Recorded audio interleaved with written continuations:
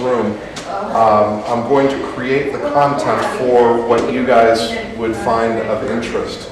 I know that making a general statement like that doesn't appear as if it would be a cohesive, structured show that will end in exactly an hour. The two pieces that are mandatory for me to fit into this is I must kill Liz Boswell during the performance, and we're expecting a special guest appearance from Glenn Turner. Those that are listening live online, you're listening live to the teleseminar, there's a video being made, we're not sure when that might be up online. There's a question from Cara in the audience. Who's Liz Boswell? Who is Liz Boswell? Liz Boswell is my biographer, who I once already killed. And then she became a guiding spirit in my life and gave me business and marketing coaching on her blog, lizboswell.blogspot.com. Another question from Cara. Yes, please. Who is Glenn Turner? Fantastic question. Who is Glenn Turner? Is he an elephant? Glenn Turner is an elephant, although he has not appeared yet. I have promised to make a pachyderm appear in this room. Glenn Turner in the early 1970s made $480 million in 3 years, at which point he was arrested because he was making this money and saying that he was raising the money to start a revolution. And as open-minded as the United States of America is perceived by many, they were not so open-minded as to see somebody making $500 million in 3 years saying that he was raising funds for revolutionary purposes that was worthy of incarceration. Glenn Turner was a high school dropout or junior high school dropout who had a huge cleft lip and made his hundreds of millions of dollars in cosmetics. What made his ideas and his products infectious was that he was teaching inspiration and teaching self-improvement as part of the process for selling cosmetics. That when you joined his multi-level marketing organization, you both got the benefit of the cosmetics as well as the learning in terms of how to sell the cosmetics. And that learning of how to sell the cosmetics was coupled with empowerment and skills. So that's who Glenn Turner is, and we're expecting him to join up. I should hear at some point either he or his assistant say, "Hey Ben, Glenn is here." At that point, I'll take the phone out of my pocket, put it on speakerphone so that we can all hear it. The way it is right now, let me see how many people are online. Listening on the simulcast right now, we've got 6 people. And listening online, we have one person listening online. There are likely people that are tweeting. In fact, I know Liz Boswell is going to be tweeting. And the way that I'm going to kill Liz Boswell is I'm going to shoot her, and we're going to see her going. It's the best visual I could come up with, but I'm trying to jump media, and so she's going to be twittering, and then I'll shoot her, and she won't be twittering, and that avatar will cease to exist. I call this post-visual art because you can't get it like in a snapshot. And the reason why I call it post-visual art is because I view it as profitable to refer to myself as an artist. And it's also, there are some safety issues in play in terms of calling myself an artist. This audience here is an audience that is more likely to have people that have read Poker Without Cards than probably just about any other audience that I'd speak to. But what surprises me is I keep running into readers of Poker Without Cards, my first novel, my only novel so far. And where I came across the most was at what's called Big Seminar, which is a place that teaches internet marketers how to do internet marketing. And was surprised when sitting at a table and there were 4 people at that table that had all said that they had read Poker Without Cards. And I kind of went to one of them and I said, "You're fucking with me. Like who set you up to this?" And they had independently read Robert Anton Wilson, were fans of Bob's, and from that had been directed over to Poker Without Cards. And so what fascinates me is the overlap between, these are the two communities that I know that can talk memetics. And when I say talk memetics, I mean actually talk memetics, and not very often go into some frou-frou land about physical memetic entities. I happen to view that memetics can have entities like pattern integrities, the way that Buckminster Fuller talks about pattern integrities. But I think as soon as you talk about memetics, about a meme being a physical entity, I call bullshit. It's like Buckminster Fuller saying that there is no such thing as a two-dimensional object. That's just a thought particle. For me, the notion of a meme becoming a physical entity, then it's got to have weight and stuff along those lines. Otherwise, to me, it's more like a pattern integrity, like you see a wave going through the water. And the fact that humans can interact with those energies and actually construct it and architect things to happen, that to me is what Wes and Edward have created in the art of memetics, and the state of that art of that conversation is going on here at EsoZone. I hear no other more advanced conversation of that than what's here at EsoZone. And I've sought it out. There's some fun stuff out there. I don't know if you guys know Eli, I forget his last name. Yeah, the guy who wrote the Disinfect Your Mind. Is that Eli Asher? Eli Asher, exactly. I interviewed him. Have you guys know who Eli Asher is? He uses memetics to disinfect your mind. And so he has a memetic construct that he uses that basically says, if you as a good Christian get an idea that challenges your Christian paradigm, here are the mental tools to expunge that idea from your mind so that you can have peace of mind like we're supposed to. And I had fun interviewing him.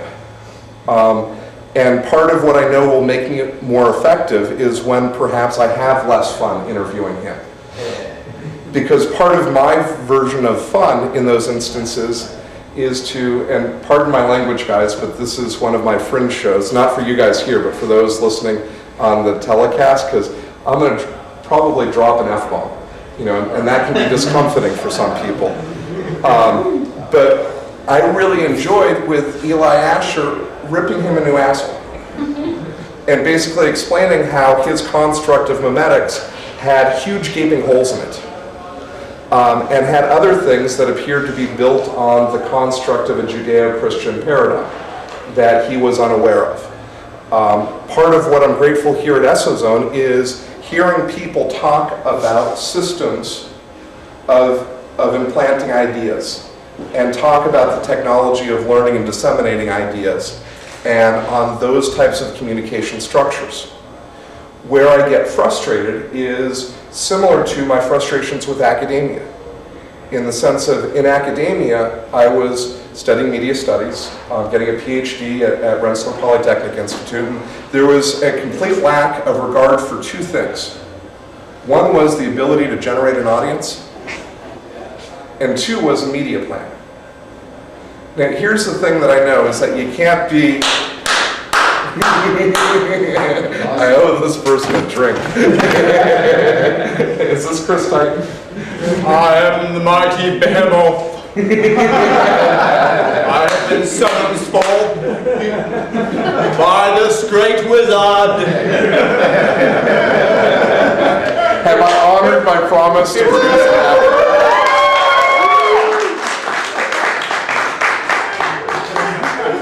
It is the mighty Chris Titan. Thank you, sir. Awesome. Chris Titan, yeah! Chris Titan is famous on the internet. Who isn't these days? That's a hell of a good point. Who isn't famous these days? And I'm grateful. I would not be famous online if it wasn't for Joseph Matheny, who isn't here tonight, but who I've interviewed from a marketing perspective. Joseph Matheny is the person who popularized PDFs. If it wasn't for Joseph Matheny, PDF would not be the dominant idea for self-reading documents. And a person that can create a global trend like that is a media theorist of the top caliber. I think we can all agree on that. And he's been right about a few things in a row. It's nice to see him stack some successes. The two elements I was talking about a moment ago in terms of generating an audience and having a media plan are things that I've learned a lot from Joseph Matheny about. In terms of garnering an audience, he calls it orchestrated noise. That if you can manifest orchestrated noise, you're going to be able to direct attention. The second part in terms of media planning is what he often talks about in terms of wrangling cats. You know, and that is you've got a bunch of cats that are decentralized and you want them to all kind of go in the same direction. And herding cats ain't an easy thing. So I want to address those two things. Part of how I have created audiences has been to create fake drama. You know, I have used the avatar of Liz Boswell as a way to create drama. But using Liz Boswell has also been a magic sigil for myself. It was a character that was created based on an ex-girlfriend that I was having a hard time getting over. And so I had a friend take on the character of Liz Boswell, and we had some interaction online, and led up to a play that a friend wrote in which Liz Boswell had to die. Because within a theatrical scene, she brought a gun into the theatrical scene.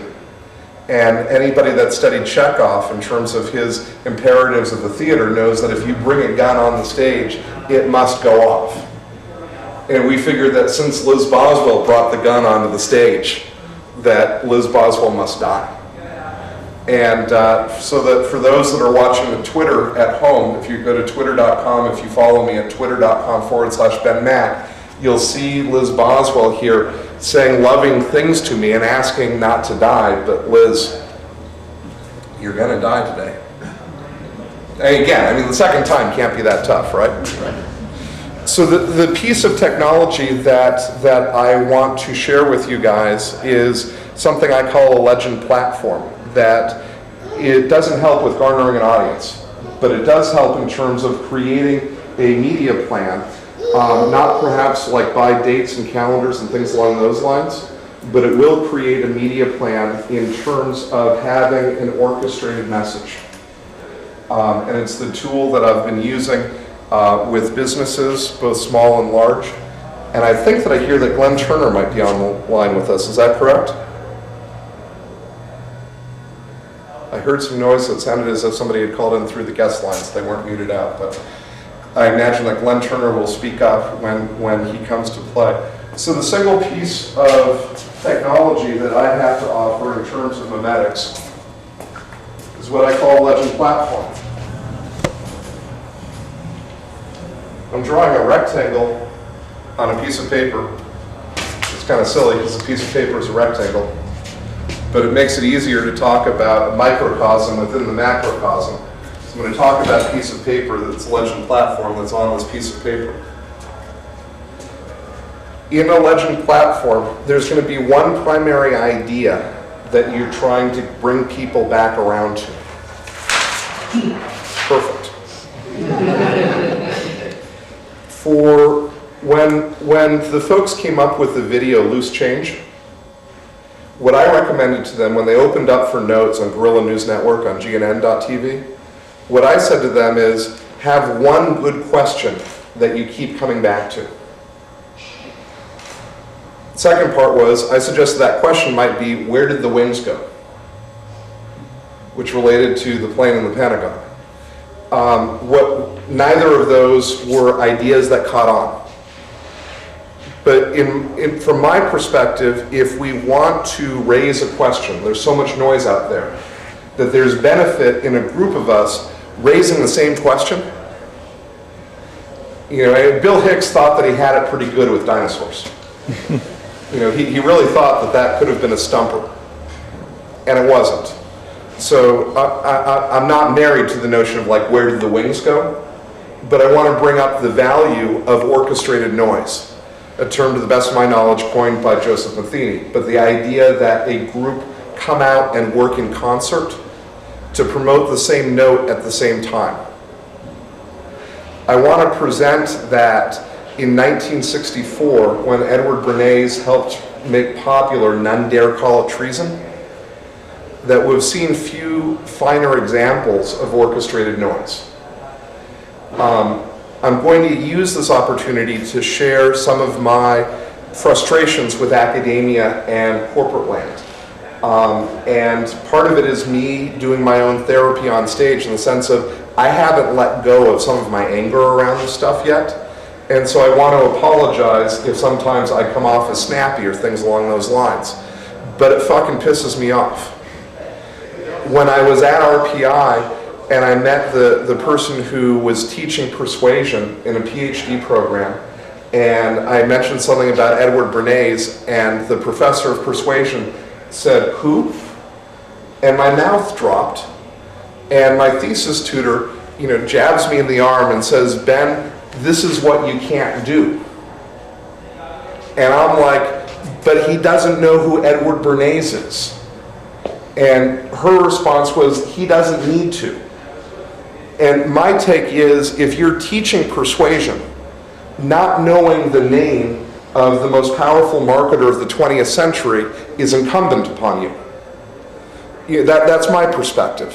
When you look up Edward Bernays, when you do research on him, one of the things that you'll regularly find is that he was so successful because he was Freud's nephew. This is backwards. When Freud was fleeing the Nazis in Austria, he wrote to his rich nephew and said, "Can you loan me some money?" And Bernays said to him, "Let's make money together." And Freud is like, how are you going to make money? He goes, "We'll sell your books." And Bernays and Freud were business partners in selling Freud's books. Freud is the dominant name in psychology in the United States because he had the world's greatest marketer promoting him.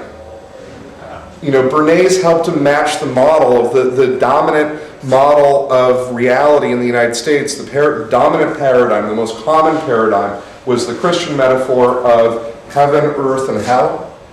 And how coincidental is it that Freud's model is of the superego, the ego, and the id? Structurally the same.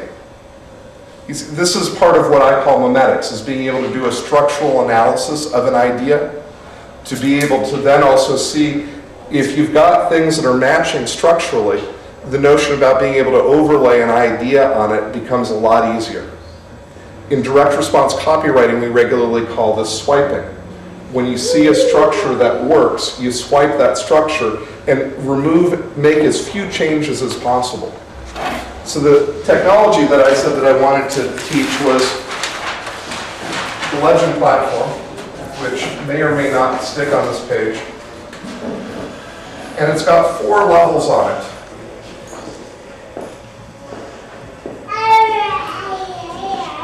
You're going to have what I call a brand essence. And a brand essence is simply that idea that you want to connect with the named product or service that you're promoting, or stunt, or whatever temporary autonomous zone that you are marketing. And your brand essence is point B. It's what you're going to segue to regardless what you get asked. You see politicians do this all the time. Clinton is easy to talk about, A, because he's not contemporary, and B, because he did it so well. But when Clinton was interviewed, no matter what he was asked, he would bring it around to, "It's the economy, stupid." That was Clinton's point B. That was him staying on message.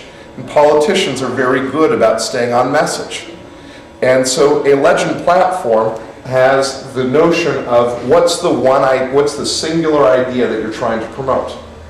And it might not need to be one set of words verbatim, but it needs to reflect that concept. Like, for instance, with my friends at Advanced Nutrients who make a fertilizer, they like to talk about their crop in terms of tomatoes. And so for them, using their fertilizer helps produce bigger tomatoes. And there's a lot more complex ideas out there. But at the end of the day, when you think about Advanced Nutrients, they want you to think about bigger tomatoes. And whatever question you ask them, they're going to come around to the notion of Advanced Nutrients gives you bigger tomatoes. Because the likelihood of somebody pulling away one idea from any of these presentations, we're lucky. And so if we're lucky to get one idea across, Let's get an idea that first of all is going to be impactful. Second of all, is scalable. So that if the person does get that one idea, when you get another opportunity to interact with them, that you've got something to build on. And so what I'm seeking to create is a tool that helps foster faster a common realm of knowledge or a common communication architecture. It probably would be tough to get a group of decentralized people to use the same tool, but it might help an individual or a group working together to come up with some of the same technology, or at least show and be able to say, hey, this is what I'm talking about, where you can see the words. So there's 4 levels. On the first level is the brand essence, the idea that you keep coming back around to. On the second level are reasons to believe. And this would be 2 or 3 ideas that are reasons to believe the brand essence is true. And those 2 or 3 ideas are ideas that you can keep circling back around to. My qualm with most of the media that is created for quote-unquote fringe, and I don't like thinking of myself as fringe. I like thinking of myself as having mass ideas that simply haven't caught on yet. But my qualm with most of the media that's out there is I see it as preaching to the choir, and not as being a transformational mechanism. I am more interested in more independent media producers creating transformational mechanisms. I look at movies like American Blackout, which I view as an important documentary. And what's difficult for me is that when I show that movie, American Blackout, to a friend, they don't know what to make from it. And they don't have a soundbite to share with friends. You see, I think that when a filmmaker makes a persuasive movie like that they should be thinking not in terms of the viewer, but they should be thinking about how this viewer is going to share that information with somebody else in such an engaging fashion that that person is going to be compelled to get back to the medium. I call that a boomerang. When you can create a boomerang, an idea, because most people are not marketing experts, right? So we need to give them the marketing tools. Part of why I admire Dr. Steele a lot is that he gives his army of toy soldiers a media plan. Dr. Steele gives his toy soldiers, here are verbatims to say, and shares with them that the tone is fun, because we don't want to piss people off, and things along those lines. And he gives them things along the lines of, would you like a mind control cookie? Which encourages people to ask, what's a mind control cookie? My most famous boomerang was something that I created when I was 19 and doing magic shows that enabled me to charge $1,000 for a magic show when I was 19. When a lot of magicians twice my age were having a hard time getting a couple $100. But the boomerang was, or the essence was, saying to somebody, would you like to see the most amazing card trick you've ever seen in your entire life? And upping the stakes until the person agrees that A, they want to see it, and that B, when I'm finished doing the trick, that they are the arbiter, that they will let me know whether or not it was the most amazing card trick they've ever seen in their entire life. What then happens is I show a decent trick, but because I've also escalated the energy and given them the framing in the escalated energy, what happened the majority of the times is that the person would say, that's the most amazing card trick I've ever seen in my entire life. And they would share that with friends that would then call me up. My name as a stage magician was Benjamin Garth, and so when I was 19 I'd get calls and they would say, Benjamin, we need you at my party. My friend Dan said that you did the most amazing card trick that he's ever seen in his entire life. What they don't know was that in the process of showing the card trick, I said the phrase, the most amazing card trick you've ever seen in your entire life, literally 8 to 14 times. Literally 8 to 14 times. Because I've also read some places that it regularly takes, I didn't know this then, but I've learned it since, that it regularly takes hearing something 22 times to stick in. You know, and so like saying the same phrase to somebody 14 times in a short amount of time might feel forced on your part. And what I've found is that people don't notice. They don't feel, it's not like, whoa, hey Ben, can you not say that so many times? They're not noticing. But that phrase, the most amazing card trick you've ever seen in your entire life, it's a boomerang because that one's engineered to go out, bring a prospect, and bring them back around. But I call it a verbatim vitamin. And it's the third level on the Legend platform. And the reason why I call it a verbatim vitamin is for a number of reasons. One is that they're phrases that are meant to be said verbatim. The notion of it being a verbatim vitamin is that it in some way, when somebody ingests it, has nutrients of a certain kind. And I call it verbatim vitamin because it has that alliteration. Because as much as I have frustrations with the marketing book, Positioning, by Rees and Trout, I think the book, Positioning by Rees and Trout, is an amazing job of simply unabashedly pandering and sucking up to your clients. And if you want to read a book that does a phenomenal job at taking the leading hegemonic industries and saying to them, you are secure for the rest of eternity. I mean, reading Rees and Trout, Positioning, they say that General Motors will always be the world leader in automotive production, manufacturing and sales, and that the Japanese will never be a threat. These are the same plaques that in another book say you should never have more brands than you've got teeth in your mouth. How are those related? The presentation that at one point I was planning on doing in this room was on neurolinguistic programming. And the reason why I wanted to talk to you guys and sell you guys on buying an NLP course was that it's a system for changing minds. And if there's more people learning and doing the same system, then there's a greater common realm of knowledge. Now, I'm not on that path because when I started this, there were 9 of us in the room, and that included Jaden and myself. And I could not have done that presentation with 7 other people in the room. And I've still got to kill off Liz Boswell, and Glenn Turner might come on. So let me see if Liz Boswell has been twittering. I imagine she has. And Yep. Cool. And Glenn Turner, it looks like you're on. Oh, maybe not. Okay. All right, so Rick, we'll take care of business. Liz Boswell, as fond as I am of you, Liz Boswell, I love you. You hold a dear place in my heart. And it's been a lot of fun both being with you and sharing a lot. And I'm not a very good actor, so bang. Now that avatar's gone. First time was a lot more dramatic. I had someone like write it out because. Yeah, stomp her like an elephant if you want us to believe it.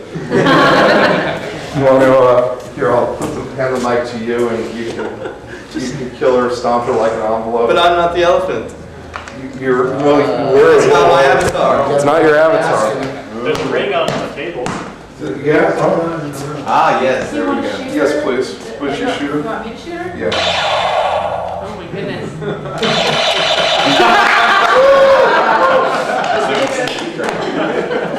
Is it okay for Liz to be dead? She just had to die. Trample, trample. Come on, man, trample her. Yes, let's not run this dead. Die, bitch. So the fourth part on the Legend platform is customer touches. Because you got to build an audience. So it astounds me in academia presently when they talk about persuasion, they talk about what you do with an audience, but they don't talk about getting an audience. And I don't know about you guys in terms of your attempts at persuasion, But having an audience is a good place to start with persuasion. And it kind of fucking pisses me off that they kind of take that for granted. For me, that's a sort of elitist perspective, that you're always going to be entitled to people that are listening. But you only get that if you've got resources that people are craving. Otherwise, the notion about producing an audience is going to be tough. One of the things that we learned from the late 60s and the early 70s was that creating a temporary autonomous zone where there's already traffic is one of the most effective ways to get something done. Now, in this room, people know what a temporary autonomous zone is. For those listeners that we have online, they're not nearly as familiar. I try and use vocabulary like pattern integrity. It's difficult to conceptualize. What helps is a legend platform, because you get a temporary autonomous zone when you've got a bunch of people doing something and saying, does this feel like a Jeep? Which was actually an example from an earlier discussion here today, but we won't go there. I'm seeking questions or some sort of involvement with the group before I get back up on the soapbox.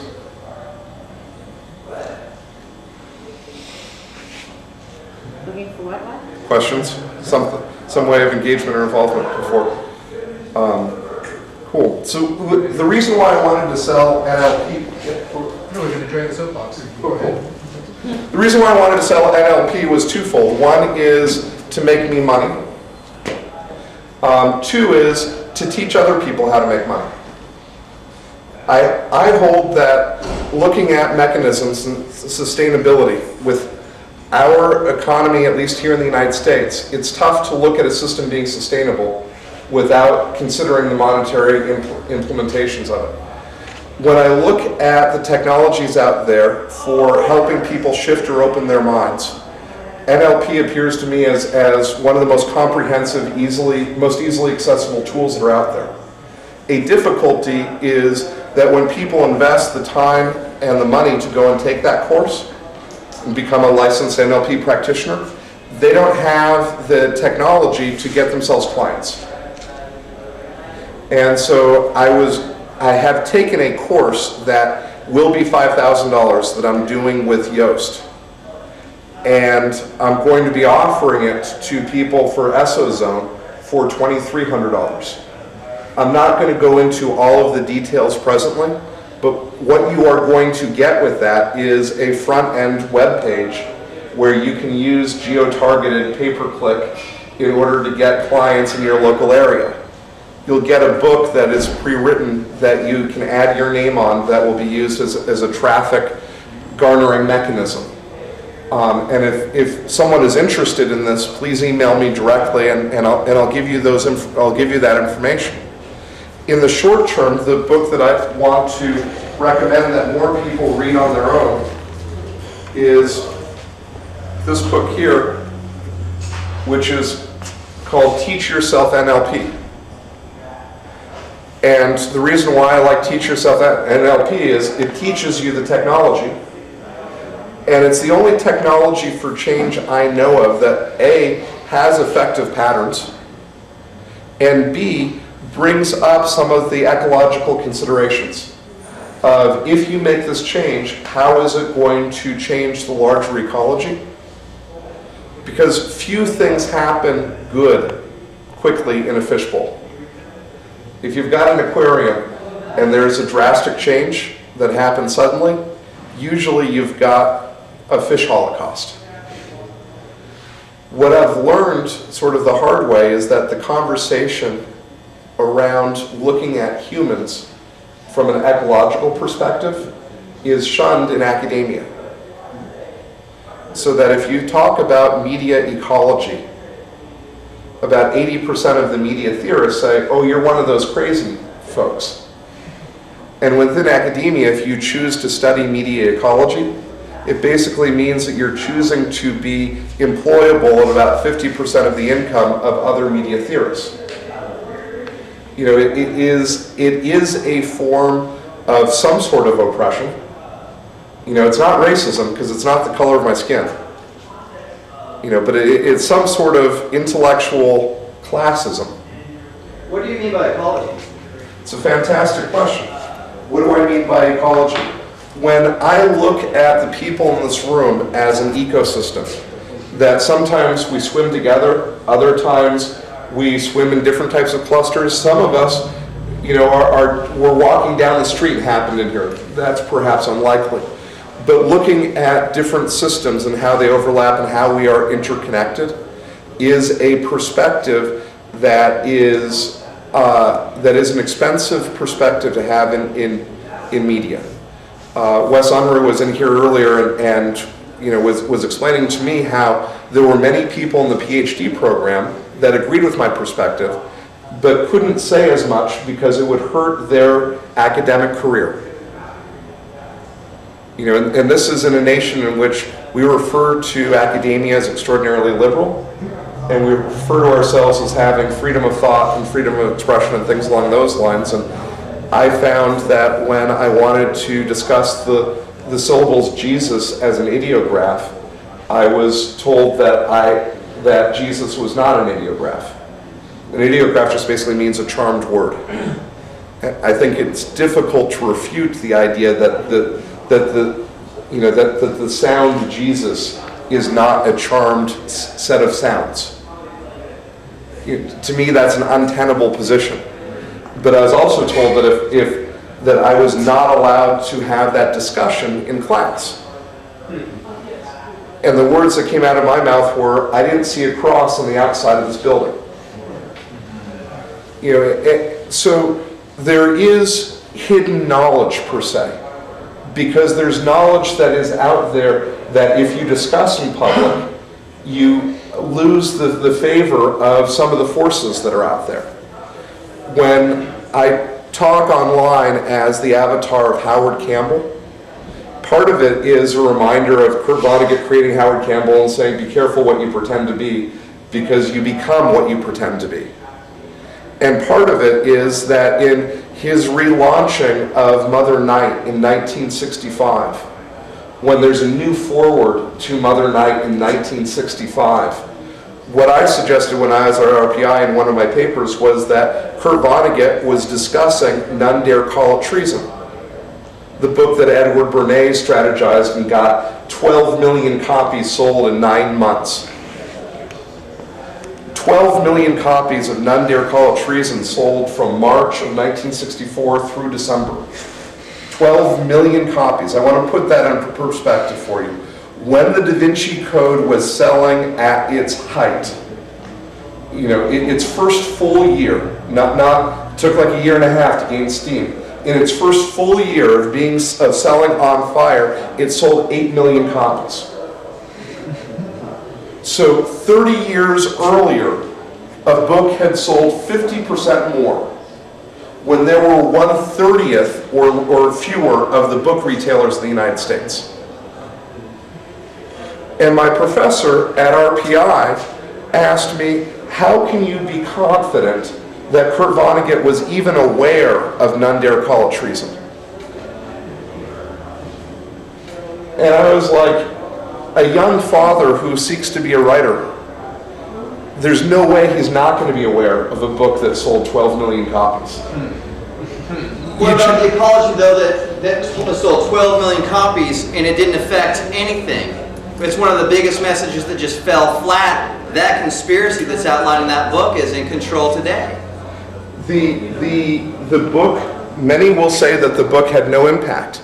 And I look at None Dare Call It Treason as a major footstep to manifesting the Vietnam War, to paving the way for the fear and the hate that allowed us to go and use modern weapons to kill tens of thousands, eventually hundreds of thousands of people. So I happen to see that None Dare Call It Treason had an impact, but that might be...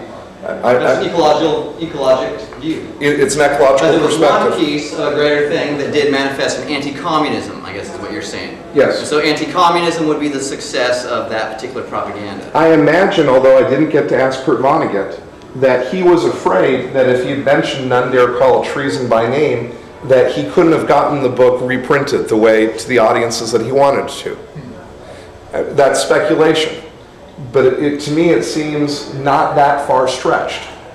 Because at that point, mentioning communism, mentioning other hot topics would basically kill your career in your feet, in its steps. When we thinking about Edward Bernays, the reason why we have bacon and eggs for breakfast is because Bernays had the pork industry as one of its clients, and he popularized the idea of a hearty breakfast. He popularized, getting doctor approval. And he would send surveys to doctors that were skewed, so it'd be idiotic to give an answer other than what he wanted, and say, 84% of the doctors in the United States say that you should start your day with a hearty breakfast of bacon and eggs. But part of the genius of what he did was he identified what people were already doing, which was having eggs for breakfast. And what he did was mimetically just piggyback.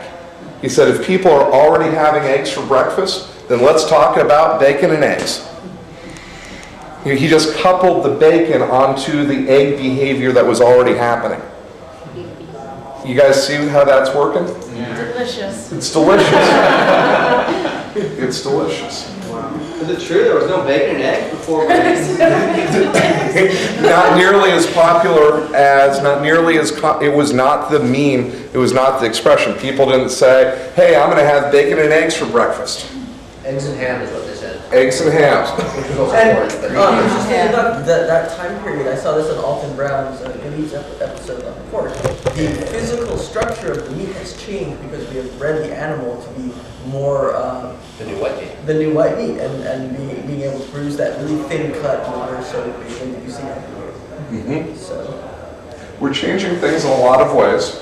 Edward Bernays did something that I view as truly astounding, and that was he got women in the United States to try smoking. And he did what was called it was the Thanksgiving Day parade, and he got a group of debutantes to, on cue, in front of a box of judges, break out cigarettes and smoke. Untar farms are no good fruit. He had the communication phrases worked out so that the debutantes would refer to the cigarettes as liberty torches. Within 90 days, the incidence of women having tried a cigarette in the United States went from 6% to 28%, nearly 30%, in less than 90 days. I mean, that's frickin' astounding in terms of getting a large group to take on an idea. The talk that I'm doing right now, one of the possibilities was to help a friend where I was going to give him a strategy for popularizing the word list building, based on how Edward Bernays popularized the color green. What Bernays would do would be to look at, using modern language, the theory of constraints. What is preventing a group of people from doing something I want, and how to overcome that. Once he got women to try cigarettes, he talked with women who were smokers that weren't smoking Luckies and said to them, why aren't you smoking Luckies? And the most common response was, it comes in a green carton, and green regularly clashes with what I'm wearing. So he asked the makers of Lucky cigarettes to change the color of the box. And they said, no, we've invested tens of thousands, millions of dollars in building this brand around green.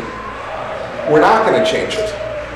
And what Bernays said was, well, then give me a year and $500,000 and I'll popularize the color green.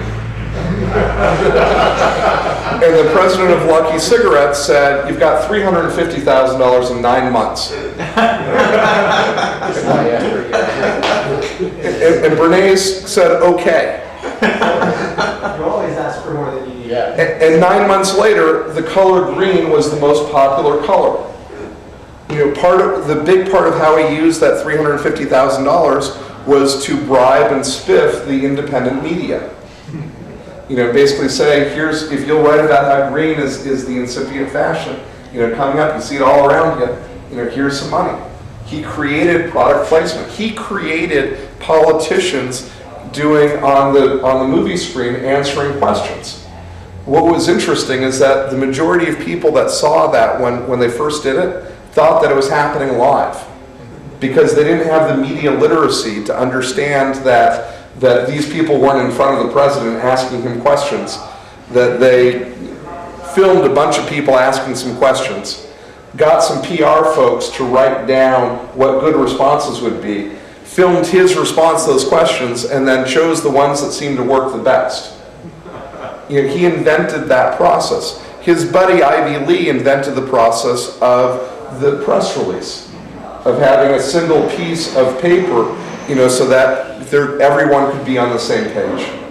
In this group, I know that there's a fascination with William S. Burroughs, and to tie Edward Bernays to William S. Burroughs, it can be done because William S. Burroughs' uncle was Ivy Lee, you know, the publicist, and so I know that that's a weak tangential to go there. But I'm going to check and see if there are questions online, and check in again to see if Glenn Turner has checked in with us. And I'm not seeing that. Oh, Glenn is here trying to get on. Comcast connection not playing nice because it rained today. The phones are VoIP, so it looks like Glenn Turner might not be able to reach us. Are there questions in this room? I have a question, Ben. Okay, Brian. How did Bernays promote None Dare Call It Treason?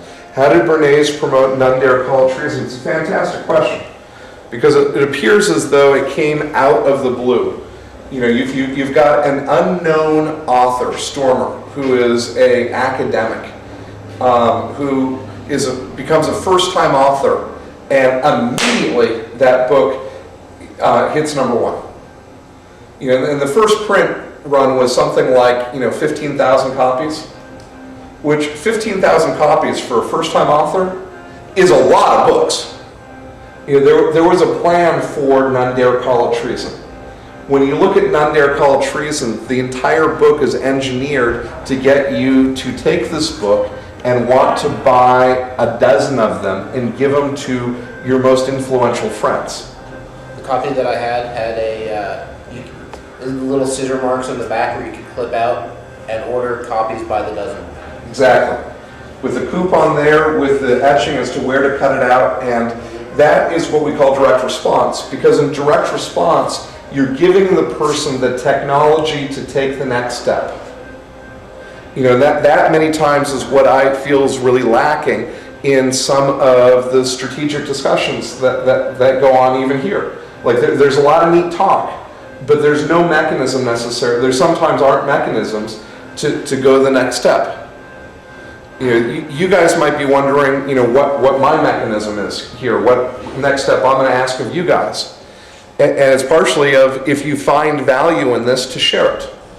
You know, the link will be available. What I am shamelessly pitching these days is a text of mine called, you can find it at iamthevirus.com. And it's an open source text that is meant as a swipe file, so that if you find concepts in there that work well, take them. I discuss memetics in there. I discuss memetics in a usable way that I don't see other places. I also discuss CCEO, which when I talk about CCEO, I need to do it for liability reasons in the context of art. So I'm going to be Howard Campbell now. Any objections? Thank you. I am now Howard Campbell. This is now art. Art. And it protects me because I am not allowed to write about CCEO. And when people ask me if CCEO has anything to do with BBDO, I say, you must be high. I don't know why you would think that Omniscient Corporation has anything to do with Omnicom. I don't know what you're talking about there. Because when you read what's in I Am the Virus, or the longer version is Poker Without Cards, I discuss a presentation that Howard Campbell saw where it was on the history of media, and it was explaining how the media consolidated through the 90s, and in the aughts, how the expansion was through security, internal security. And in the presentation that I saw in 2003, they said where the next expansion was going to be coming from was external security. And Howard Campbell saw a PowerPoint that basically talked about all the different ways that employees are going to be monitored, and how when executives of corporations get hired, that part of the package deal that they get is that they get a complete home telecommunication system, which also grants the employer the right to monitor that. When your phone is hung up, it isn't completely disconnected.